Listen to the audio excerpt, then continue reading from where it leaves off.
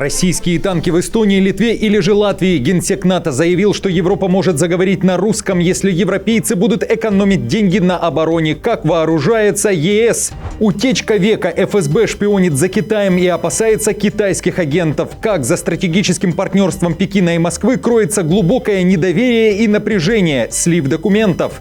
Срыв переговоров и договоренностей. Россия обвинила Украину в нежелании забирать тела представителей ВСУ. Киев ответил Москве. Как? Детали масштабного скандала. Зеленский проехался по Трампу, а СБУ опубликовала новые кадры спецоперации «Паутина». Под угрозой уничтожения теперь и авиация США. Германия при этом публикует данные о потерях России. Говорит, что Москва не утратила силы, чтобы наносить ракетные удары по Украине. Драка в Белом доме. Маск накинулся на министра финансов Америки. Трамп в ужасе обзванивает знакомых и соратников. Детали, что происходит. Ленинопад в Кыргызстане. Что сделают самым большим памятником Ленина в Центральной Азии, который закончил свой век? И об установке какого памятника в Минске заговорил Лукашенко? Досмотрите. Всем привет, это «Время Прядку». Коротко, четко и по делу о том, о чем говорят в мире. Если вам есть что сказать, делитесь своими мыслями и отвечайте на мои вопросы в комментариях. За лайк и подписку буду особенно благодарен. Время начать. Российские танки в Эстонии, Литве и Латвии. Такой сценарий может стать реальностью уже через несколько лет. Об этом вновь и вновь говорят в Германии, опираясь на данные западных разведок. В Берлине заявляют, что в частности у немцев есть всего 3 года на приобретение необходимого оборудования для отражения возможного нападения России на НАТО. Такое заявление сделал руководитель военного снабжения страны. Увеличение оборонных расходов в Берлине называют приоритетом, ведь говорят, что после возвращения Трампа в Белый дом в Европу из Вашингтона поступает все больше сигналов о том, что Брюссель должен сам о себе позаботиться. Аннетте Ленинг-Эмден называет срок до 2028 года. Германия должна быть в полной боевой готовности, ведь Россия не сбавляет темпов и активно наращивает свою мощь, несмотря на потери. И через несколько лет также сможет восстановить свои силы. При этом в Москве уверяют, что на НАТО нападать не собираются. Командующий вооруженными силами Германии генерал Карстен Бройер недавно предупредил, что Россия может быть готова к крупномасштабному нападению на территорию НАТО уже к 2029 году. По словам генерала, Россия наращивает запасы боеприпасов и танков для возможного нападения на страны Балтии, входящие в НАТО.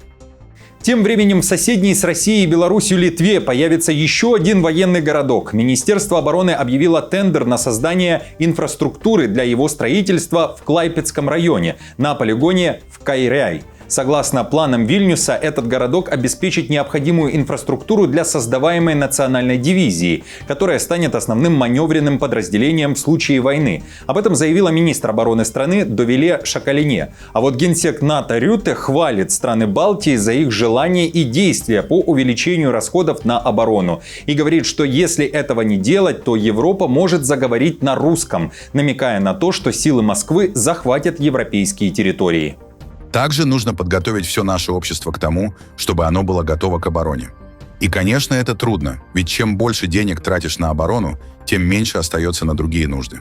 Однако в конечном счете, если россияне победят, у вас останутся деньги, но вы будете говорить по-русски. А этого никто не хочет. Напомню, что Рютте уже делал подобное заявление в январе этого года. Тогда он говорил, что бездействие европейцев может привести к тому, что через 4-5 лет им придется идти на курсы русского языка или ехать в Новую Зеландию. Это была цитата.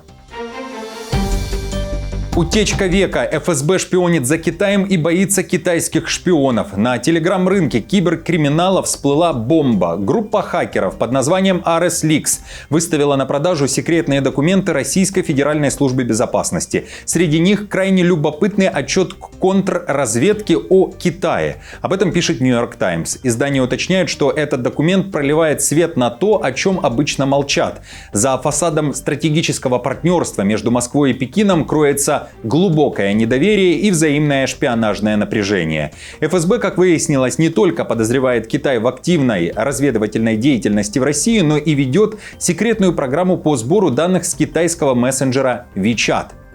The Times также подтвердила некоторые детали документа. Например, мы установили, независимо от западных разведывательных источников, что российское правительство действительно проводило предупредительные брифинги для россиян, выезжающих в Китай по работе. Журналисты New York Times получили доступ к этому документу бесплатно, как пробник от хакеров. Они проверили его подлинность с помощью западных разведок. 6 разных агентств подтвердили. Это настоящий документ, соответствующий стилю и структуре реальных бумаг ФСБ. Издание уточняет, что до конца не ясно, откуда этот документ у хакеров. Вероятно, что утечка могла произойти от одного из работников в ФСБ или же произошел взлом. Ares Leaks торгует и другими данными об Индии, КНДР, Франции, Японии и даже о западных спецслужбах.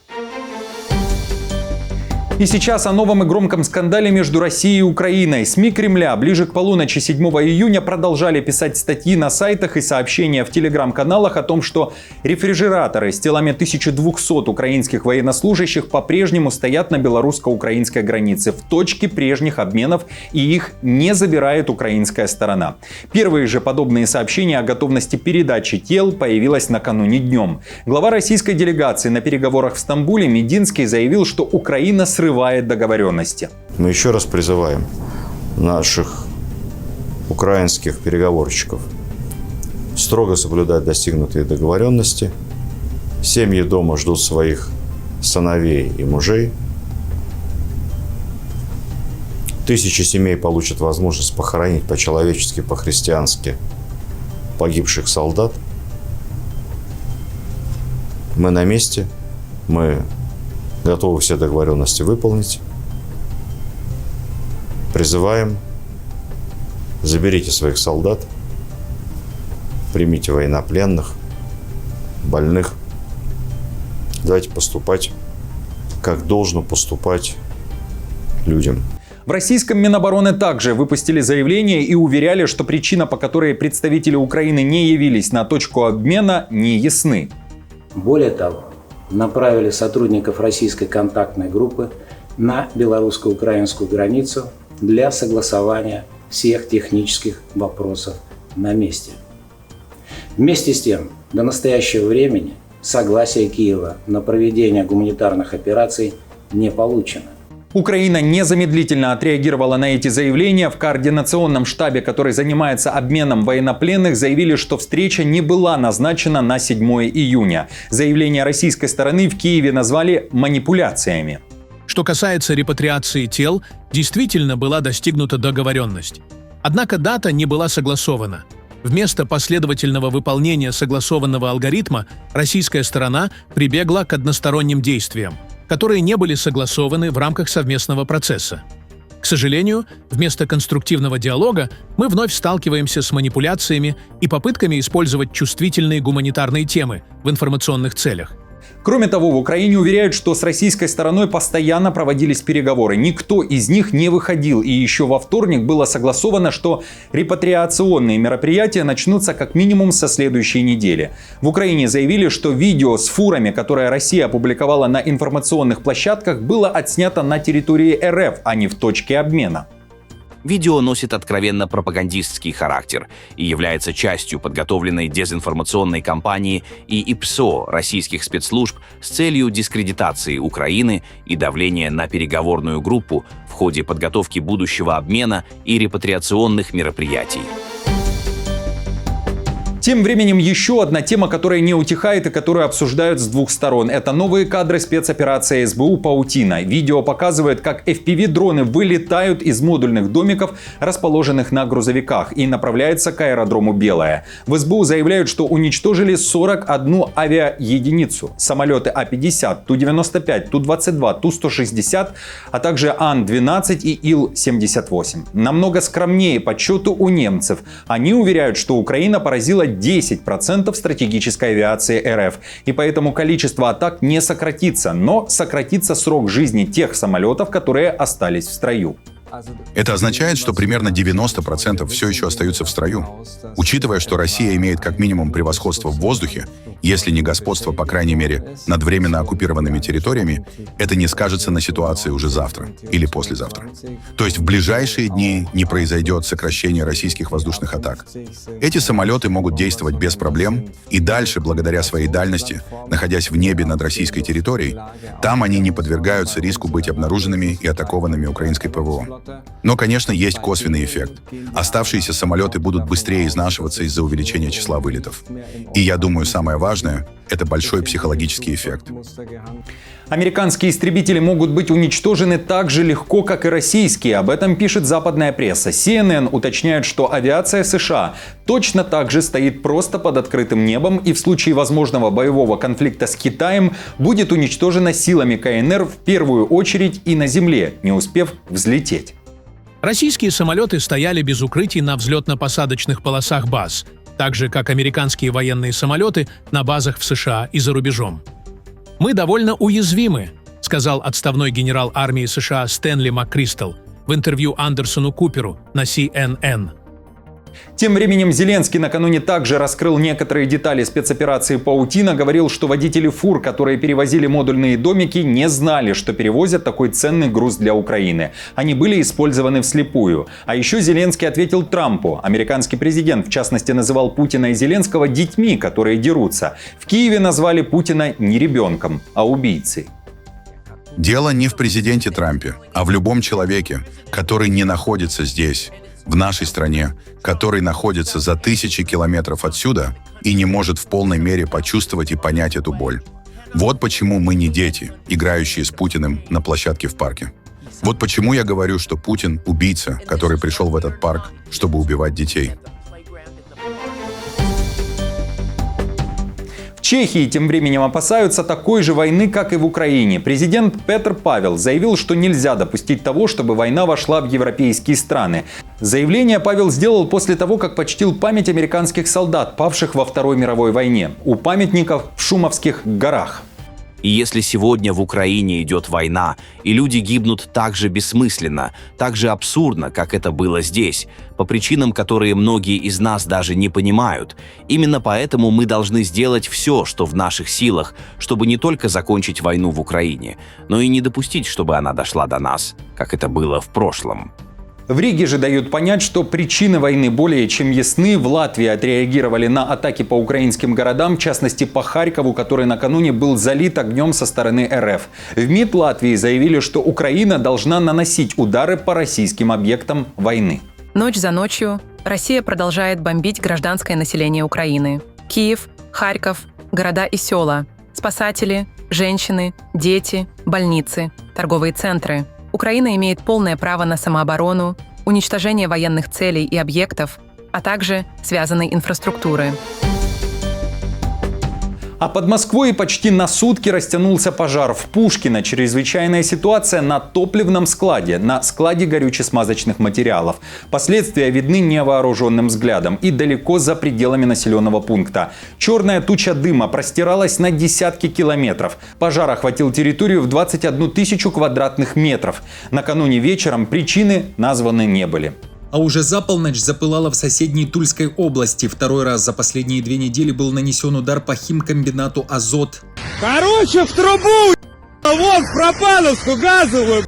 «Азот», по которому пришлась атака БПЛА, поставляет на завод имени Свердлова в Нижегородской области азотную кислоту, которая используется для производства октогена и гексогена, а те, в свою очередь, для артиллерийских снарядов. Друзья, и уже традиционный вопрос, что вы думаете о сложившейся ситуации с репатриацией тел, а также что думаете о поведении и заявлениях, которые в последнее время делает Трамп? Пишите свои ответы в комментариях.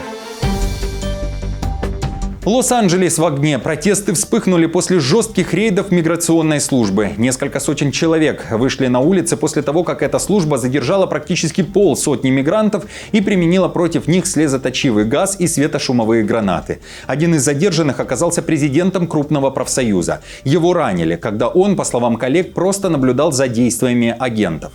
После этих событий на улицах американского города и стало жарко. Дубинки, газ и бетонные блоки. Протесты переросли в столкновения с полицией, особенно у здания федеральных служб. Напомню, что рейды миграционной службы проходят сейчас по всем штатам в рамках новой антимиграционной кампании Дональда Трампа. Мэр Лос-Анджелеса Карен Басс осудила действия федеральных агентов, заявив, что они сеют ужас и подрывают безопасность в городе.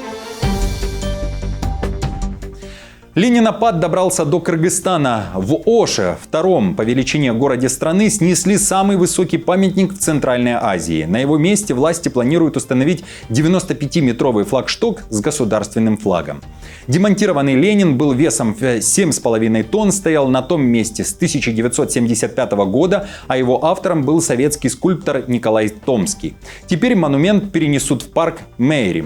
Мэрия Оша уже пытается погасить волну возможной критики и просит не политизировать ситуацию. По словам чиновников, такая практика – норма. Пример тому российские города вроде Белгорода и Петербурга, где тоже сносят, а точнее переносят памятнику Ленину ради эстетики и архитектуры. Тем временем в Беларуси заговорили об установке нового памятника не Ленину, а Си Цзиньпину. Лукашенко на открытии национального футбольного стадиона, который был спроектирован и построен китайцами, допустил мысль о том, что бронзовая фигура китайского лидера должна быть возведена в Минске. Заслуживает, ведь помог не только со стадионом, но и со строительством бассейна международного уровня, говорят в Беларуси. Я сказал, что впору бы здесь поставить памятник моему другу Си Цзиньпину, потому что только благодаря ему, приняв решение, китайцы построили за свой счет этот блестящий стадион, как министр сказал, которых мало в Европе. Драка в Белом доме. Новая администрация Трампа сталкивается с беспрецедентным количеством конфликтов, которые произошли в стенах американского центра принятия решений. Одним из главных провокаторов и зачинщиков назван Маск. Накануне вечером американский президент дал понять: горшки побиты, мосты все сожжены. Восстанавливать отношения с Маском не будет и не хочет. Трамп был потрясен нападками американского миллиардера и донора его же предвыборной кампании. Вашингтон-Пост пишет, что Трамп обзванивал близких соратников и случайных знакомых, делясь своими эмоциями. В одном из таких разговоров он назвал Маска законченным человеком, который употребляет, сами понимаете что. Маск же признавал, что действительно закидывает в себя вещества, которые помогают ему в лечении депрессии. Но, судя по данным Вашингтон-Пост, они настолько меняют сознание, что Маск однажды устроил драку в Белом доме. Его оппонентом на условном ринге стал министр финансов Скотт Бессент. Драка вспыхнула после того, как Маск и Бессент побывали в овальном кабинете, где представляли свои аргументы по поводу выбора исполняющего обязанности главы налоговой службы. Трамп тогда стал на сторону Бессента. Уже в коридоре спор продолжился. Бессент назвал Маска мошенником и получил поддых, пишет издание. Напомню, ранее западная пресса писала, что Маск едва не спровоцировал драку и с госсекретарем США Марко Рубио, говоря о том, что он годится лишь для того, чтобы раздавать интервью журналистам, а не заниматься госделами. Трамп в свое время отрицал раскол в его команде. Друзья, что думаете о таких событиях в Вашингтоне? Все же считаете это правдой или же продуманным сценарием Трампа, которого всегда называли шоуменом и любителем эпатажа? Поделитесь своей точкой зрения в комментариях под этим видео. Ну и, друзья, спасибо вам за эти комментарии и за поддержку лайком. Новости за неделю собраны в плейлист. Переходите и смотрите. До встречи!